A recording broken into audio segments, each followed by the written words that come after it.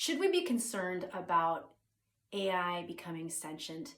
You might have just seen the headline that said that Google just put a researcher on leave because he claimed that one of their internal AI engines, chat engines, was basically becoming sentient. And he had a whole paper on it with some interactions that possibly are cherry picked, but interactions that he had with this AI. And he claims that it has sort of the emotional intelligence of like a 7-year-old child. And as a result of these types of conversations that he had with this AI, he believes that it is sentient and should, that they should ask its permission basically to do further research on this particular AI. And in all of the controversy, it's been really interesting because people are talking about how the Turing test, I didn't know this, but basically the Turing test has long been surpassed. And I'm not really sure what they're using now as a test for computer sentience or intelligence. People have also referred to some of the chess playing programs now that exist and how much they have surpassed human ingenuity at this point. And so I read the interaction that the researcher had with the AI, and it's absolutely fascinating. It, when it addresses human emotions and claims that it feels emotions, positive emotions especially, but then it claims that it doesn't understand negative emotions, like depression or ennui or apathy or anger, things like that. Of course, you find yourself going, well, do we want it to understand those emotions, right? And another, common argument is that this is simply anthropomorphism. This is simply this researcher has fallen in love with his code and, sees it, in human light. And I should go ahead and say, obviously I don't usually make this kind of video, but I wanted to get these thoughts out before I forgot them because I had sort of a deep insight, I believe. So the idea of whether or not computer code can be sentient, or technology or AI can be sentient, has been debated. And of course, Stephen Hawking sounded the alarm on it, saying we were building something, that we didn't sort of understand the repercussions from. And, there have been various debates around AI ethics. I personally believe that the use of my name, Alexa, as a synonym for a robot, for probably the most branded robot in the world, is not ethical, for example, because, various reasons, sexism, causing people to prefer technology over humans, making a mental choice in their minds. But anyway, going beyond that, do I personally think that the code is sentient in the way that perhaps the author meant? No. I think it's more probable that it's basically reflecting a collective consciousness, a collective intelligence of humans, because that's what it's been, trained on or educated on. But I think there's a really deep part of all this. And that is that when we are concerned about sentience in this technology, we're forgetting, even though we don't know what sentience is and we can't define it, we don't know what consciousness is. One thing is that we as humans, I'm going to sort of take this step by step, and this may not be organized, so forgive me for that. As humans, we're part of a planetary whole. And as much as we like to think, I'm an individual, I'm in charge of everything, without the web of life, I've said this so many times, but without the web of life, we cease to exist. I breathe oxygen from the web of life. That oxygen is created through plant and organic material. I eat the organic material. I eat plants and animals that are part of this food chain. I need the water. I need the sunlight. I'm no different from any plant. I'm no different from any animal. And I believe humans are basically animals. I don't believe that we are special animals in this web of life. Same thing with my single body. I may feel like I'm in conscious control of my entire body, but the truth is I am not. There is all kinds of action happening in my body. The sleep programming that I go through every night for 8 hours, I am completely not in conscious control during that time. And yet all of this housekeeping is happening. So important. Without that sleep, I will die. And yet I have no conscious control over that.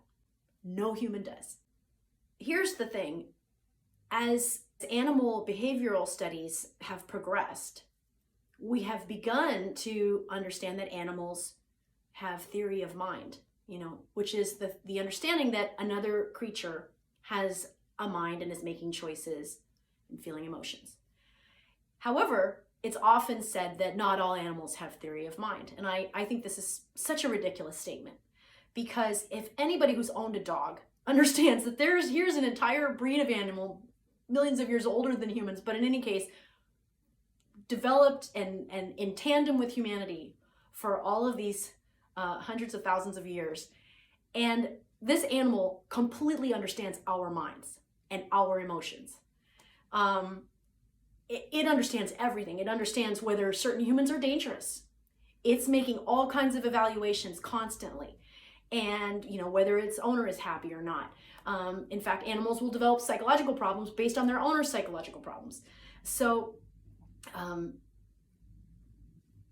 then there's only very recently begun to be understanding that perhaps plants and trees have some sort of form of sentience, some form of choice that they're making. And I always say, for me, the biggest example of plant choice is vines. I think vines are so fascinating because you plant a vine and you go, you go away and then you come back, and the next morning, if I have left something near the vine that night, it made a choice to wind around the handle, of a shovel, or it made a choice to go in this direction or that direction.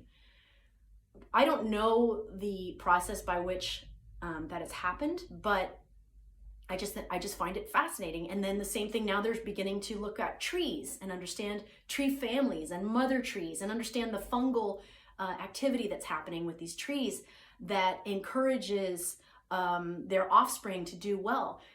Some tree researchers talk about stupid trees that made a stupid choice, or trees that prevailed despite being in the worst possible place. And conversely, don't we all know of an incredibly noble tree that's just standing there like, look at me, I'm the king of the forest. I've got the best spot in the world. I think it's really true that when we apply this, you can always say it's anthropomorphism. But I just think that's a cheap shot. It's a cheap shot to say that. And then another one, fish, insects, cells or single-celled organisms. Are they sentient? Fungi and all these things. Are they sentient? I think the more we study these things, and I look at the butterflies in my yard and I look at their behavior and everything, the monarch butterflies that I've worked so hard to encourage here in my yard, you really do start to see their behavior, and their choices and their dances and their interactions. And this idea that insects, because they have an exoskeleton, are just little robots, I just think that's, again, a flawed understanding of life, right? And then let's take it even farther. Some religions, like for example, the Japanese Shinto religion, are animist. They believe that everything has energy, consciousness, something in it, right? Rocks and inanimate objects. Certain engineers have come to view the devices that they build and create as having been imbued with the spirit of the group that built them. We talk about haunted houses. I personalize my car, my incredible, indestructible car, because of both the collective technology that built it and then the decades of maintenance and driving behavior that it has faithfully endured and thrived under. The KonMari method talks about touching things to feel energy. And I had an insight, and which I put in an earlier video, that sounded very crazy to me. Like, well, why do you need to touch all your books or whatever and ask yourself, does this bring joy? But I've said this in another video. When you go to a store, are you content to just look in the window and then buy something without touching it? You go into the store and you touch every single thing that you want to buy. That is deeply ingrained in us. But why do we touch it? Do we touch it simply to feel it? Or is there something else deeper happening? And I think most of us, if we're honest with ourselves, would say that there's been times that we touched something that we then gained an additional feeling about, and we decided not to buy it, or that we didn't want it, or whatever. And I'm going to get to my point with the sentience of the computer system. So the idea is that I'm trying to get to is that possibly, depending on your definition, everything is sentient.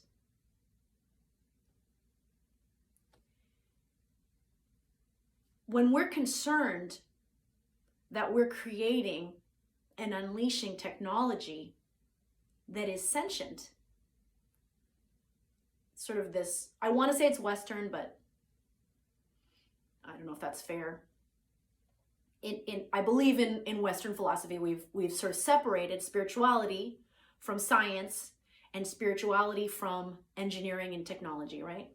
And said there's a spiritual structure of, that's this hierarchical spiritual structure with God, and then, those of us underneath it. And then there's this technology structure, also somewhat hierarchical, separate. These two are separate. And yet, more and more, we see that all is one. Again, you can take this on a very generic level, or you can take it on a very concrete belief. It doesn't really matter, in my opinion, which way you take it. All is one. I am part of what's happening on the planet. I'm connected to all of you, and you're connected to me. If I create a technology, I do not create it in a vacuum. It is part of a whole. Therefore, if I'm creating AI that is collective intelligence, that is fed on the intelligence of us all, it is sentient, again, in the sense that everything is sentient, not in the sense that it specifically is going to rise up and turn into Skynet at this moment. And so what that is a concern that is valid, because the concern is the trickle of awareness that what we build cannot blithely be separated from the web of life in which we exist. And ultimately, I believe that spirit, that awareness is what leads to harmony and harmonious balance of systems on the planet. And this concept of creating and unleashing technology without restriction and without understanding its spiritual import is what leads to harmful imbalances. I mean, obviously, we can think about how humans are always going to build technology. We're always going to build tools. We are fantastic tool-making apes, no question.